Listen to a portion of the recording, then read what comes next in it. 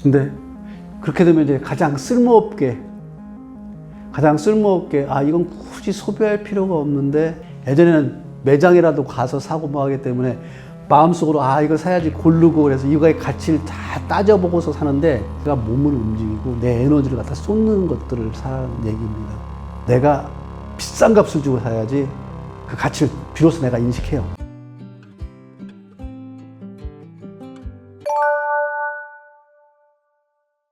네, 안녕하십니까. 정순혁입니다. 저는 이제 아드라 동공부야다 저자이고요. 지금은 남서울대학교에서 학생들을 가르치고 있는 교수로 지금 재직하고 있습니다.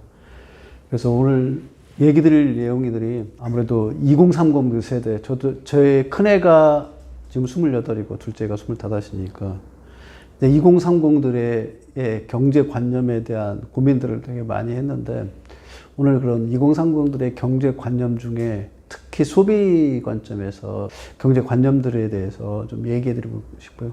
경제관념만의 얘기는 아닐 것 같고요. 경제관념을 벗어나서 어쩌면 인생에서 내가 가치 있는 것들을 어떻게 사용할 것인가, 그 가치 있는 걸 사용해서 내 인생에 새로운 가치들을 어떻게 창출할 건가, 그런 관점까지 좀 확대해 가서 얘기해드리는 그런 시간을 좀 갖도록 하겠습니다. 솔직하게 말씀드리면 그 동공부, 경제공부 이 부분들을 갖다가 제가 시켰다 이런 게 좀 보다는, 솔직하게 말씀드리면 아이들이 나하고 아내의 모습을 보면서 경제관념을 스스로 정립을 한 것 같아요. 그러니까 우리는 흔히 생각할 때 누군가한테 가르쳐주고 이렇게 했을 때 교육이 일어난다고 생각을 하는데, 지금 대학에 와서도 많이 느끼는 중에 하나가, 그렇게 교육이 일어나는 게 아니라 결국은 내 뒷모습, 내가 했던 입이 아니라 내 뒷모습, 내가 해왔던 행동들이 특히 교육으로 연결된다, 그런 생각을 해서 내가 어떻게 살아왔는가, 경제적 관점에서 어떻게 살아왔느냐, 이 부분들이 경제에 대한 교육들을 아이들한테 시키는 거의 한 99%는 거기서 다 이미 이루어진다고 저는 생각합니다. 그래서 특별하게 내가 어떤 경제관념을 가지고서 아이들한테 이렇게 했으면 좋겠어. 흔히 뭐 이런 질문을 하면 이제 다른 데서 그런 얘기를 많이 하더라고요. 아이들한테 교육시키기 위해서 자기는 통장을 꼭 만들어주든가, 아니면 용돈 계획을 세우게 한다든가, 아니면 용돈을 한 달에 얼마 정도만 주고 이 내에서 생활할 수 있게, 그렇게 경제적 관념에 대한 것들을 스스로 깨우칠 수 있게 그런 교육 환경 조건들을 만들었다, 이런 얘기들을 많이 하는데, 그런 것보다 아이들은 실질적으로, 요즘 와서 이제 드는 생각은, 아이들은 실질적으로 배우는 데가 어디서 배우냐면요, 내가 하는 행동들, 경제적 행동들을 보면서 그대로 다 배운 것 같더라고요. 그러니까 굳이 입으로 할 필요 없이 내 행동 속에서 이미 경제적 교육이 진행되고 있다. 그래서 뒷모습 관리 굉장히 주의하셔야 돼요. 특히 2030들 이미 많은 부분들을 깨우쳐가지고 이론적으로 그들한테 얘기할 거리는 거의 없다고 생각합니다. 어떻게 행동하느냐, 어떻게 경제적 관점에서 자기가 그 경제적인 생활을 하고 있느냐, 이 모습들에 대한 것들을 얘기해 주는 것으로 충분히 교육적 효과는 다 발휘되고 있다. 그 얘기를 말씀드리고 싶습니다. 그 이전에 경제관념을 얘기하려고 그러면 5단계의 관념, 그 단계가 있습니다. 근데 통로라고 저는 얘기하는데, 일단 돈을 버는 소득의 통로가 있고요. 돈을 내 주머니에서 나가게 하는, 쉽게 말하면 소비, 지출의 통로가 있고요. 세 번째 부분은 이 지출의 통로를 갖다가 빠져나가던 걸 갖다가 못 빠져나게 가지고 있는 것들을 갖다가 쭉 쌓아가는 저축의 통로가 있고요. 그다음에 그 네 번째 부분은 남의 것을 빌려오는 대출의 통로가 있고요. 그리고 돈을 갖다가 더 극대화시키게 되는 투자의 통로가 있는 것 같습니다. 이 5가지 통로에 대한 것들을 이해하고, 그 중에 소비, 지출의 통로가 어떻게 이루어지면 좋은 건가, 이렇게 종합적으로 좀 사고를 해야지 제가 하는 얘기를 갖다가 깊게 이해할 수 있을 것 같아요. 이게 돈만 가지고 그렇게 되는 게 아니라, 돈이라는 걸 여러분들은 잘 생각해 보세요. 돈이 뭐냐면, 현대적 의미로 자본주의적 관점으로 보면 가치예요. 돈의 가치가 있는 거예요. 특히 경제적 가치. 이걸 돈만 가지고 있으면 내가 경제적으로 무엇이든지 살 수 있다는 그 가치를, 함축적인 걸 돈이라고 하는 거예요. 이걸 이해한다 그러면, 경제적 가치가 포함된 걸 갖다 돈이라고 한다면 삶의 가치가 포함된 다른 것들도 있을 수 있고, 그래서 여러 가지 요소들의 이 가치들이 어떻게 소비되어야 되는가, 이 부분의 관점까지도 생각하셔야지 경제적 관점의 이 부분의 소비에 대한 것들을 정확하게 이해를 할 수가 있습니다. 우리가 단순하게 생각하면 내가 돈을 내고 물건을 사는 거잖아요. 이걸 대부분 다 소비라고 생각하는데 사실은 물건을 돈을 내고 사는 이 행위 하나가 소비가 아니에요. 내가 그 물건을 사기 위해서 가는 시간도 거기에 가치가 포함된 거고요.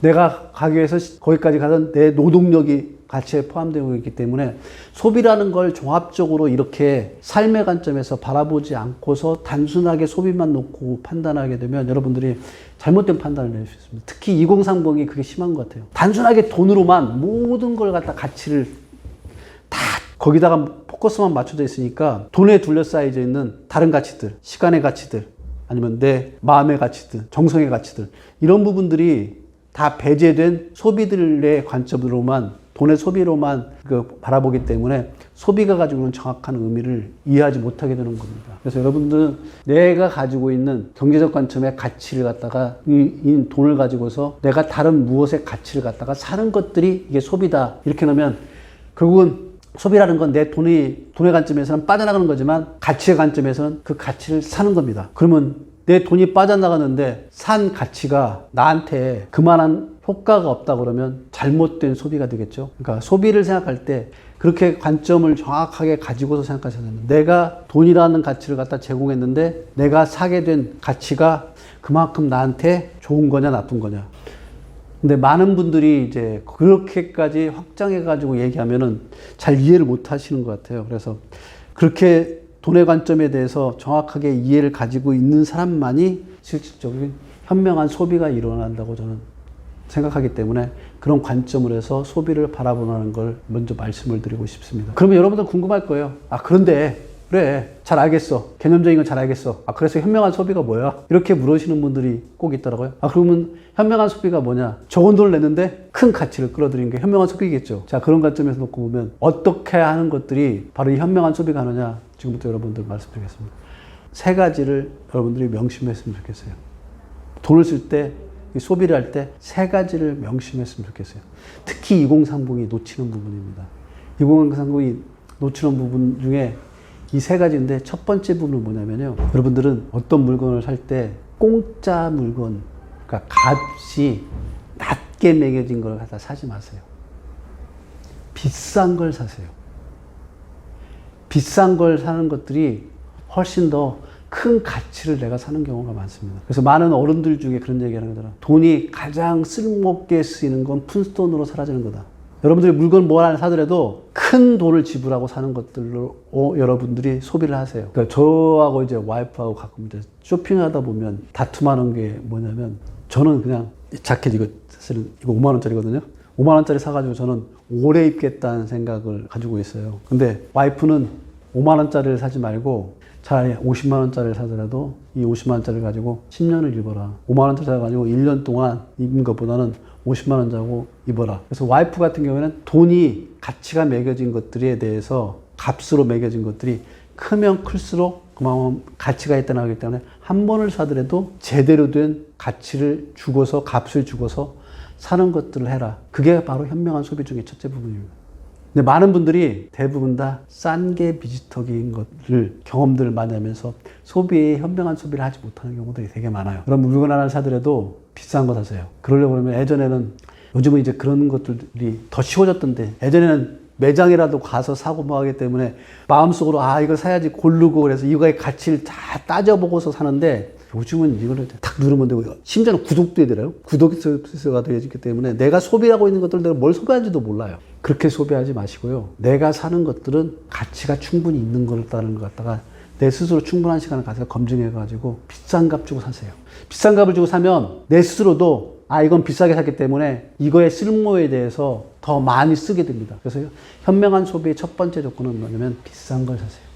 비싼 걸 사려고 그러면 다른 상품과 다 비교를 해보고 이거의 쓸모에 대한 것들을 정확하게 이해하고 사는 겁니다. 근데 요즘 2030 분들한테 그런 특징이 또 있대요. 우리 때만 하더라도 실물의 돈을 갖다 주고서 사기 때문에 이 가치를 따져보고 많이 하는데 실물의 돈이 아니라 우리 때는 카드도 많이 사용하지 않았습니다. 근데 지금은 카드를 넘어서서 페이로 다 결제가 이루어지대요. 페이가 이루어지다 보니까 실질적으로 소비할 때 미래에 있는 내 자산까지 다, 내 소득까지 다 끌어다가 현재에서 사용하는 그런 소비를 할 수 있게 여건이 만들어줌을 통해 가지고 내가 비싸게 주고 사는 것들도 그 가치를 못 느끼게 되고 너무 쉽게 의사결정하는 경우들이 많아요. 그래서 그런 분들한테 내가 드리는 얘기는, 내가 지금 살 수 있는 금액이 100만 원짜리라고 한다면 이 100만 원의 가치를 내가 주고 산다는 것 다 충분히 느낄 수 있게 그렇게 사셔야 됩니다.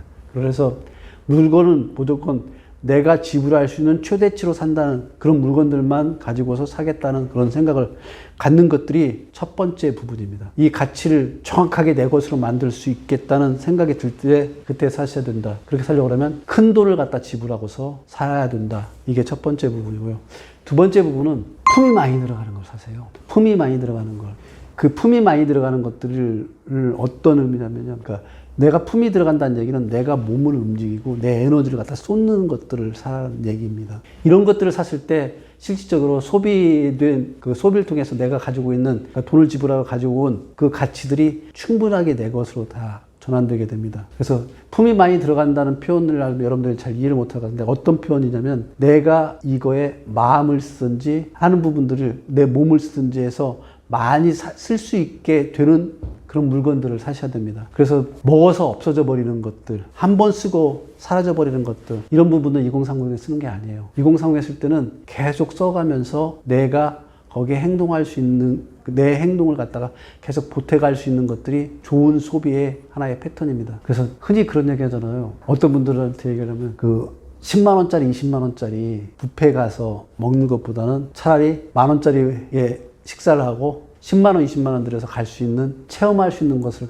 가라. 이런 식의 소비를 하라는 거예요. 그게 품이 들어가는 소비예요. 10만 원짜리 다 서비스가 갖춰준 데 가서 10만 원짜리 딱 먹는 거, 충분히 맛있고 충분한 가치가 있는 건데, 그렇게 하는 것보다는 만 원이라는 걸 먹는 걸 하더라도 내가 여기서 만약에 가장 유명한 맛집 노포가 있다 그러면 거기까지 내 품을 팔아서 가서 거기까지 가기에는 시간도 들여야 되고, 그렇지 않으면 이동 비용이 들어야 되잖아요. 교통비 같은 게. 그렇게 들었다 하더라도 그런 데 가셔서 먹는 것처럼, 그게 뭐냐면 내 품이 많이 들어가면서 체험의 그 양을 갖다 늘릴 수 있는 부분들이, 그게 현명한 소비다. 그 얘기를 좀 두 번째로 좀 말씀드릴 수 있을 거고요. 세 번째 부분은 소비를 했던 부분들을 갖다가 시간을 많이 내가 거기에 당겨낼 수 있는 부분들을 하셔야 됩니다.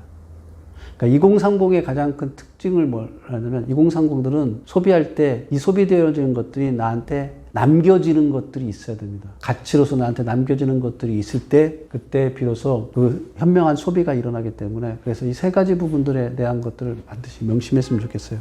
첫 번째 부분은, 여러분들한테 첫 번째 부분에 얘기했던 것은 실질적으로 내가 지불할 수 있던 최대값으로 지불하는 것들을 소비하는 습관을 들여라. 두 번째 부분은 내 품이 가격 좀 많이 들어가는 거 소비를 해라. 세 번째 부분은 내 시간이 많이 들어가는 소비를 해라. 이런 소비를 한다고 그러면 실질적으로 소비에, 내가 하고 있는 이 소비가 쌓여져 가지고 나중에 결국은 이 쌓여진 것 소비를 통해서 내가 들었던 가치들이 차곡차곡 쌓여서 나중에는 그것들이 결국은 내 가치로 전환된다고 보시면 됩니다. 지금 제가 얘기했던 했던 것들은 이건 소비가 아니라 투자인 것들이 많아요. 그래서 이렇게 했을 때 현명한 소비를 한다, 그렇게 좀 말씀드리고 있습니다.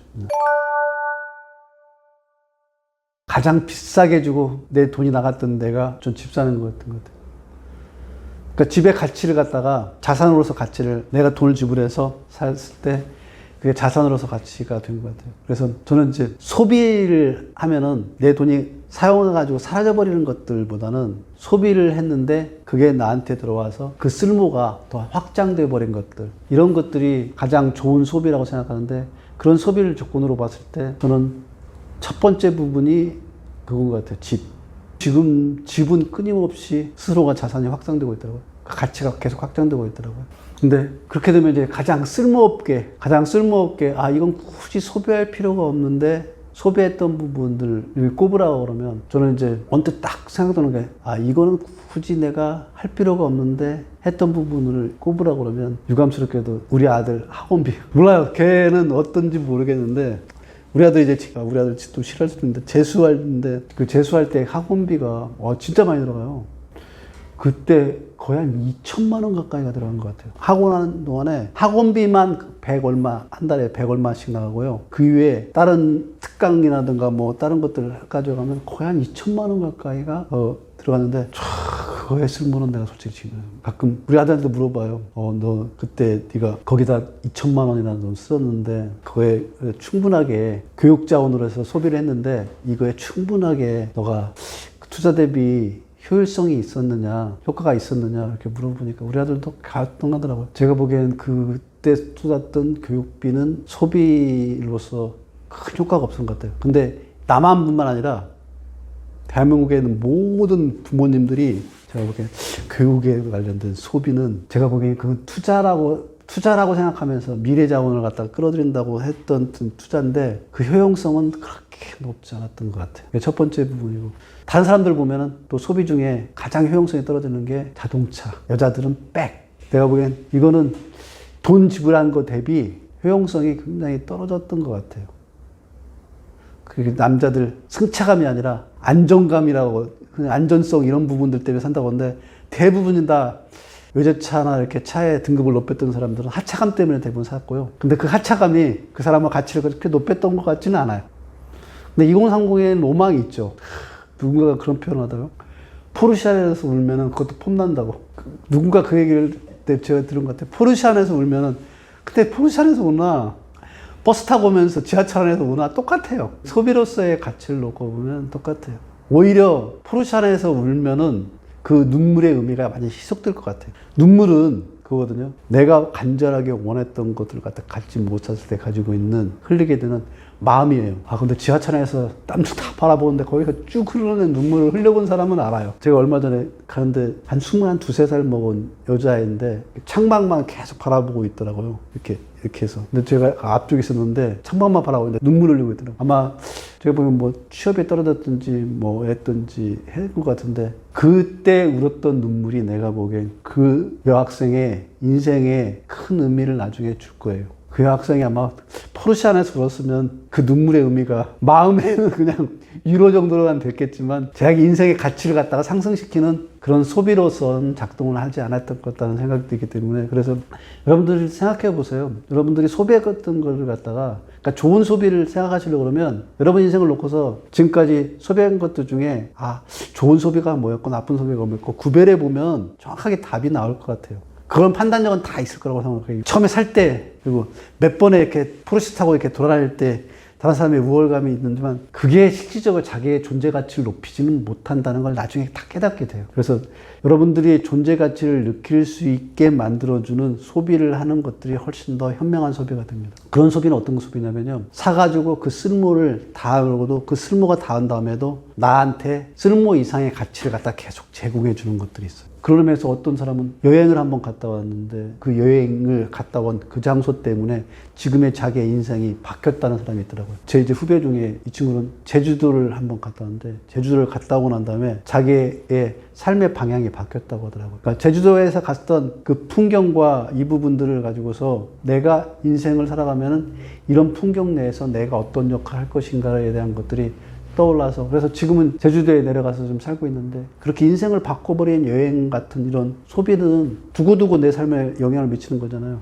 근데 그게 아니라 내 욕망을 잠깐 채우기 위해서 해왔던 소비들, 섣부른 판단에서 해왔던 것 이런 것들은 그러고 날 지켜주지는 못하는 것 같아요. 그래서 현명한 소비라는 건 뭐냐면 내가 돈을 지불한 만큼 나한테 그 가치를 줄 수 있는 것들, 그 가치를 주는데 효과적인 것들이 뭐냐면 내가 비싼 값을 주고 사야지 그 가치를 비로소 내가 인식해요. 그래서 비싼 값을 줬다는 걸 갖다 어떻게 알아야 되냐면 카드나 클릭으로 이렇게 하는 게 아니라 직접 내가 이 물건을 갖다가 오랫동안 숙고해가지고 선택한 것들을 사게 되면 훨씬 더 마음에 쌓여요. 요즘에 이제 미담 같은 예전에 영화에 보면 그런 거 있잖아요. 진짜 화가 가득 본 소년이 북과 물감을 갖다가 사야 되는데 그 살 돈이 없으니까 계속 거기 막 몇 번 왔다 갔다 했던 그 화가 출신의 그 사연들이 있잖아요. 그게 진짜 그렇게 해서 그 자기가 한 달 동안에 다 모아놨던 돈을 가지고 자기 최대치의 돈을 가지고 그 북과 물감을 갖다가 도화지를 사는 것들 이게 현명한 소비. 그게 있었기 때문에 그 이제 화가로서까지 자기 삶의 모든 가치들을 극대화시켰잖아요. 그런 소비를 2030은 하셔야 됩니다. 순간의 욕망. 내가 멋있게 보일 것 같아. 아니면 진짜 저기 우아한 빌딩에서 거기서 맛있는 스테이크를 썰고 뷰를 바라보면서 그 SNS를 인스타에다 딱 올리고 이렇게 해서 소비하겠다는 것들이 아니라 그 경험을 통해 가지고 그 소비를 통해 만들어낸 경험이 내 인생을 바꿔버리는 거를 만들겠다. 2030 때는 특히 그래야 된다고 생각해요. 2030 시기는 쌓아가는 시기예요. 450도 쌓아가는 시기였는데 60, 70 됐을 때는 쌓아가는 시기보다는 그동안에 쌓아왔던 걸 가지고서 내가 현명하게 소비하면서 내 삶을 향유하는 시기인데 2030 때는 특히 쌓아가는 시기라 이게 내가 돈을 제공한 것들이 그 이상 10배, 20배의 가치가 없는 것들을 소비한다는 건 그건 현명한 소비가 될 수가 없습니다. 그래서 여러분들이 그 쇼핑하려고 그러면 정당하게 그 값을 주고 그 값에 내 품이 들어가야 되고 내 시간이 들어가야 되고 이런 것들을 했을 때 정확하게 소비가 되는 겁니다. 이거에 반대되는 소비들 지금 얘기했잖아요. 욕망 때문에 미래의 나를 갖다가 쌓아가지 못하게 되는 없어져 사라져버리는 그러니까 푼돈으로 하는 소비 아니면 시간을 들이지 않고 간단하게 클릭 하나로만 그러니까 내 돈이 얼마나 빠져가는지도 모르게 하는 소비 이렇게 하다 보면 뭐냐면 미래의 내 소득까지 다 끌어다가는 소비가 돼요. 그리고 시간이라는 것들을 소비해서 시간을 소비한다는 얘기 뭐냐면 내가 거기에다 경험을 넣는 거예요.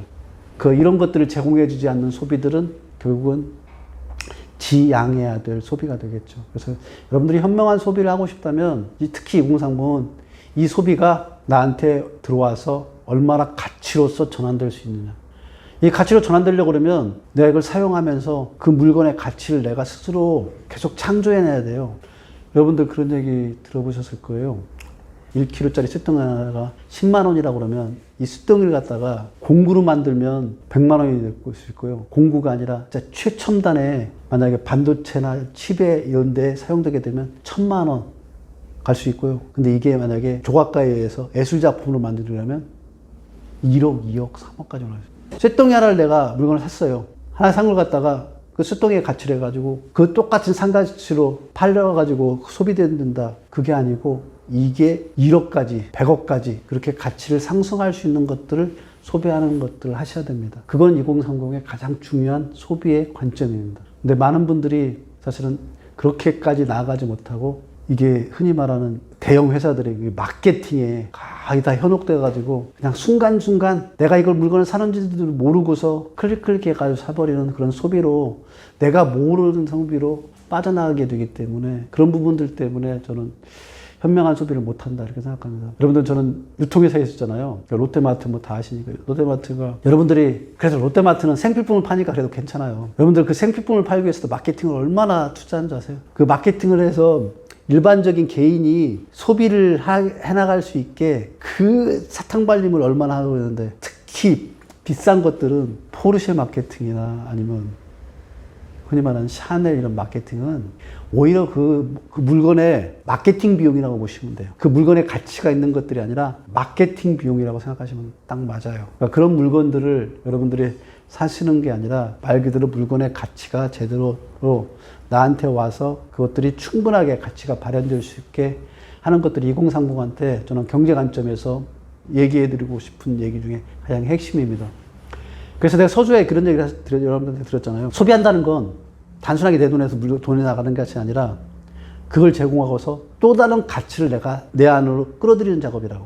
여기에 가치가 돈만으로 한정되는 게 아니라 돈 이외에 다른 의미들이 다 포함된 것들을 내가 사는 거라고. 그러니까 교환이라고 이런 말씀을 드린 거잖아요. 그래서 현명한 소비를 하시는 분들은 내가 준 것과 내가 그 줌을 통해서 받았던 것들의 가치가 최소한 남는 장사는 돼야 되잖아요. 근데 대부분 다 남는 장사를 제가 보면 못하는 것 같아요.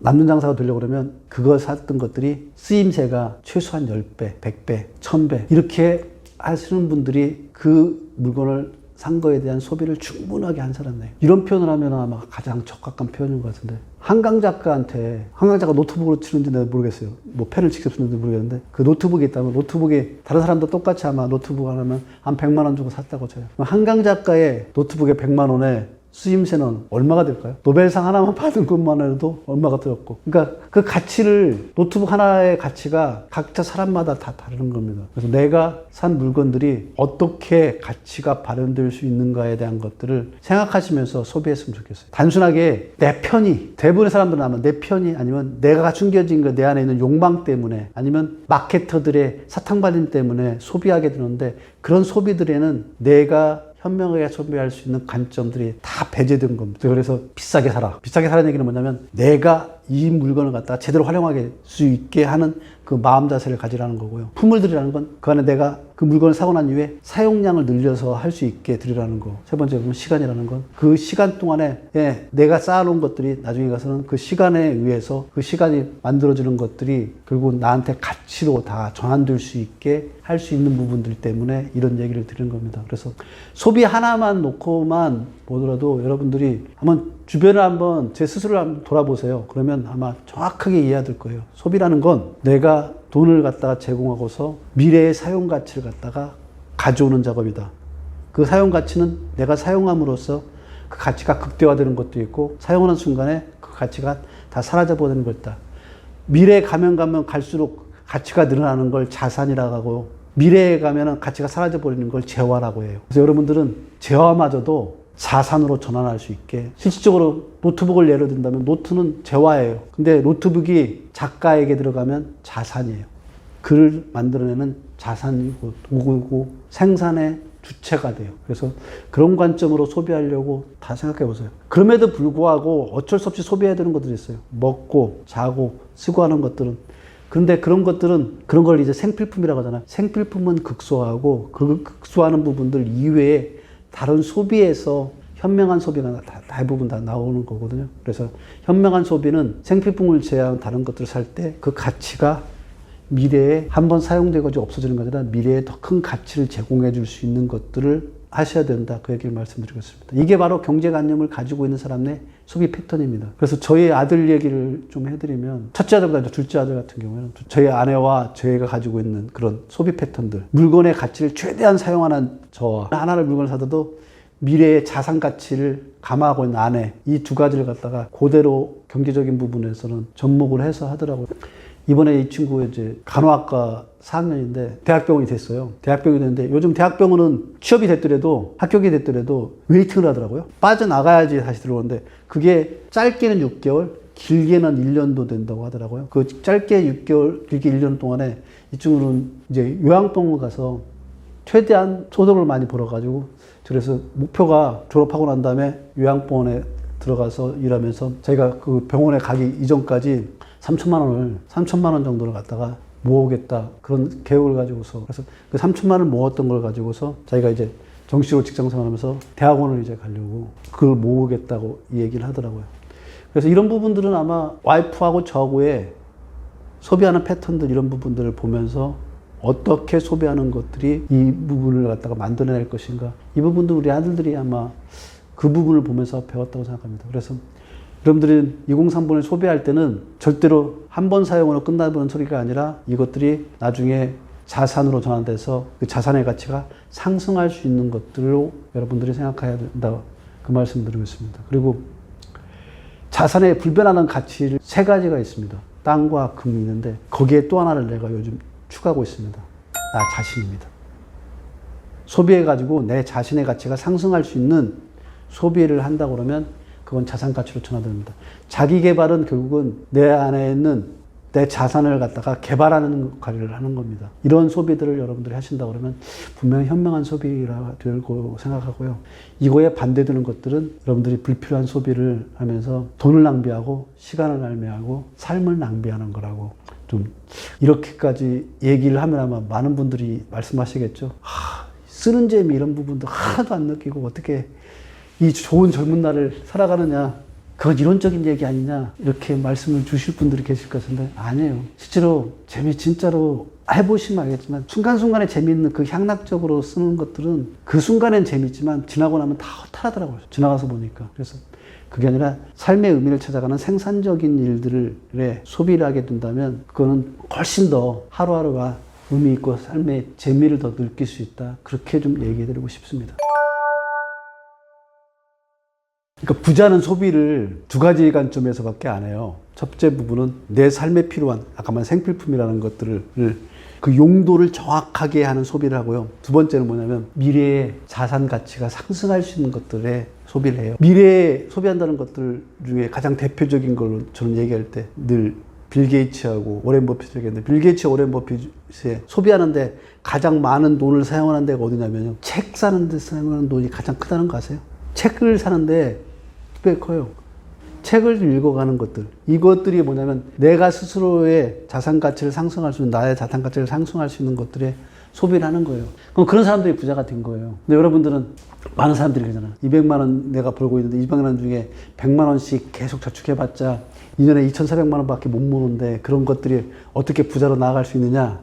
근데 그게 중요한 게 아니라 200만 원 중에 100만 원만 쓰고 100만 원을 남겨놓는 것들을 한다는 거냐면 그 100만 원의 의미가 뭐냐면 2,400만 원은 미래에 새로운 자산 가치를 상승할 수 있는 씨앗이 되는 거예요. 그런 관점에서는 충분히 가치가 있는 거예요.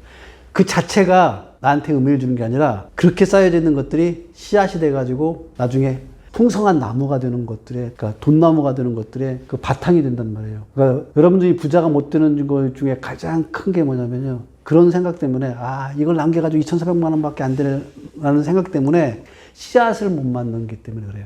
그러니까 눈덩이하고 똑같은 것 같아요. 눈덩이를 갖다가 눈사람을 만들고 눈덩이를 만들려고 그러면 이만큼은 단단하게, 그러니까 1년, 2년 동안에 한 달에 100만 원씩 모아가지고 2,400만 원 모았으면 2,400만 원에 이게 얼마나 단단하겠어요. 여기에는 그 개인의 땀과 눈물과 정성, 그게 다 들어가 있는데 이 단단한 것들 갖다가 굴리면 이게 씨앗이 돼요.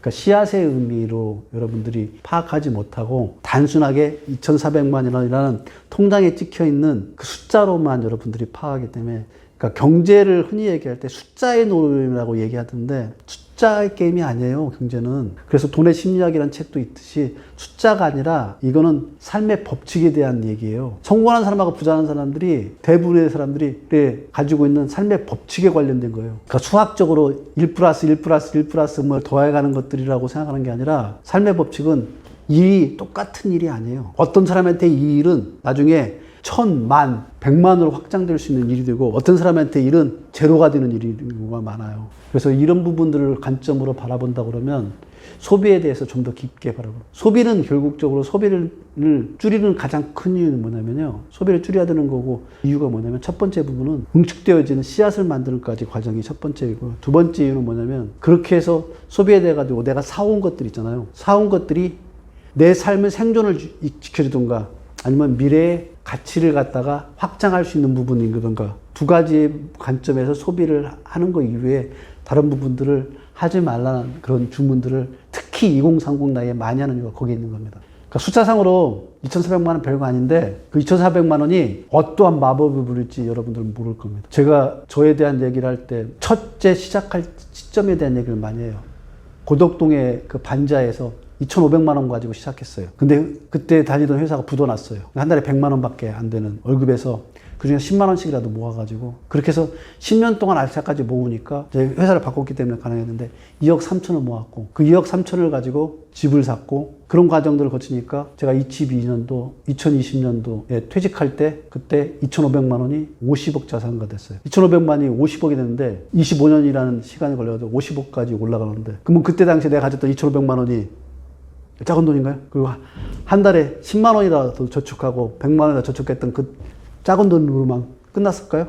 아니에요. 그것들이 뭉쳐지는 것들이 결국은 50억까지 만들어지는 거예요. 그래서 여러분들이 2030 할 때 보면 10년 후, 20년 후까지 내가 이 행동을 계속해야 돼? 근데 여러분, 인간은 죽을 때까지 기본값이 뭔가를 활동하고 뭔가를 생산하는 것들을 해야 되게 숙명화되어 있어요.